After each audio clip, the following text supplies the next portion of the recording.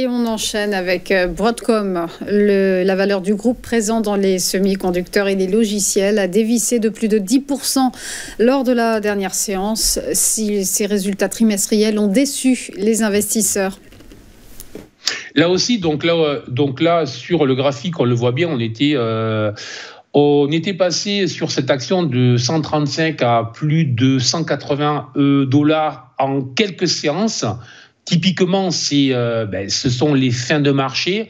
Et si on faisait un décompte héliotiste sur la valeur, on verrait qu'on est sur une vague 5. Donc, les vagues d'euphorie, les vagues où vraiment tous les investisseurs veulent rentrer parce qu'ils pensent que demain sera plus cher et après-demain, etc. Et plus rien n'a de sens. C'est exactement ce que nous avons connu là. En plus, ça s'était vraiment couplé dans cette zone avec une accélération brutale du volume.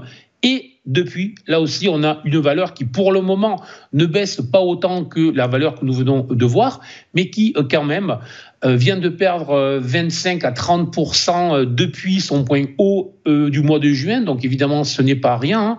Je pense là à tous ceux qui pensent justement que l'on peut investir en bourse en achetant les creuses et les baisses systématiquement.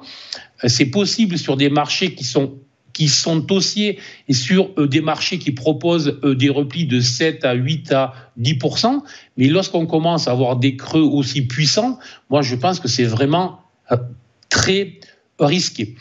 Sur le plan technique, par contre, en dépit du fait cette baisse a eu lieu parce que les résultats qui ont été en fait annoncés ont proposé un chiffre d'affaires qui est un peu déçu, mais c'est surtout les perspectives en fait, puisqu'évidemment, dès lors que vous payez une valeur, une action très chère, il faut que les perspectives proposées soient vraiment fantastiques. Et là, les perspectives étaient tout simplement en accord avec ce que pensaient les investisseurs, dont du coup, dans le contexte où l'on commence quand même à se poser un certain nombre de questions sur les valorisations des entreprises, il était temps de prendre les bénéfices. C'est exactement ce que les investisseurs ont fait là. Maintenant, est-ce qu'après cette baisse, il faut être en mode panique un peu, franchement, comme je vous le racontais sur la valeur précédente?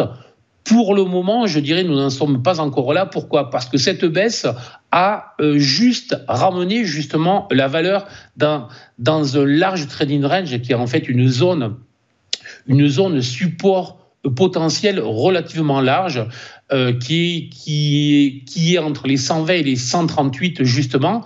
Donc tant que l'action évoluera dans cette zone et jusqu'à 120 dollars, ça fait que quand même dans les prochaines journées, l'action pourrait perdre encore une dizaine de pourcents.